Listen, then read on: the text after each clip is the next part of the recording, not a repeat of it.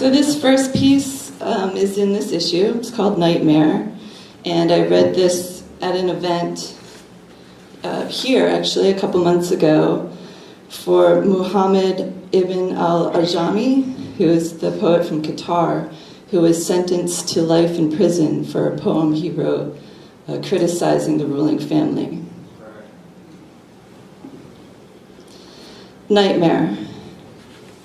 I had a nightmare that America was sitting on my chest, trying to suffocate me, to shut me up so I wouldn't speak about the unspeakable things being done by people representing me and my country, and I couldn't breathe. Someone killed Martin Luther King Jr. because he had a dream, and they killed JFK and his brother because they had dreams too.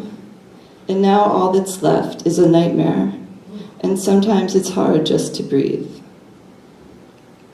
People in this country are addicted to wealth and oil and way too comfortable in their privilege, or else they are poor and struggling. And some of us speak out because we are informed and have empathy and don't watch TV and don't buy the bullshit being sold by politicians who lie and make promises they never keep, and don't want to have to wait 10, 20, or 100 years before justice is realized, before the government stops torturing and killing innocent people. In my country, the ruling elite are thieves too. Worse than thieves. They steal dreams, and they sell dreams that turn into nightmares. In America, we're really good at manufacturing weapons in poverty. In America, we punish our brightest and most morally concerned, like Bradley Manning, who blew the whistle on the injustices of the war in Iraq, or Aaron Swartz, who only wanted knowledge to be free. It's like being in a short story workshop and hearing a student say, "Why should I care about these people? What makes me care about the characters in this story, about a man and his grandson and little black airplanes and death?"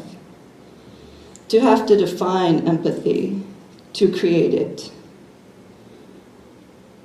The United States has 5% of the world's population, but 25% of its prisoners.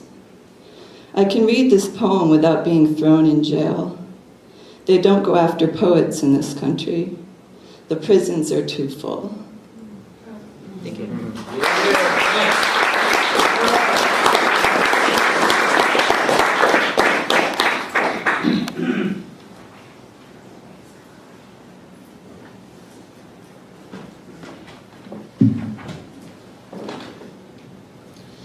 And this one's called Remote Controlled. Lying in bed that night, the flowery wallpaper made him think of her, and he found it hard to sleep again. It was his own fault. He knew he shouldn't keep watching the screen after the explosions, but he couldn't help himself. He figured his tired eyes were playing tricks on him when he had a vision of the girl walking through the wall, like she was stepping into a garden. The flowers in the wallpaper also made him think of home. The blue bonnets, a reflection of the blue sky he loved looking at ever since he was a child. No wonder he had spent so much time flying those remote-controlled airplanes. He was like a kid for them, standing in a green field, his dog at his feet, and nothing between him and long stretches of grass and sky. He would maneuver the planes through the air for hours. Sometimes he'd smoke a joint and pretend he was in the plane, traveling to strange lands. He read one time that watching a bird flying in the sky was a form of meditation. You could connect your soul to the bird's flight and feel a sense of freedom from the experience. Flying the planes was like that. He was not getting enough work then. Construction could be like that, feast or famine. So he started growing, for the money. He was up to 70 plants when he got busted. He got off with no convictions, but the lawyer fees broke him. He saw a poster about a $20,000 signing bonus with the Army and got himself recruited, flown to a strange land, and given a job.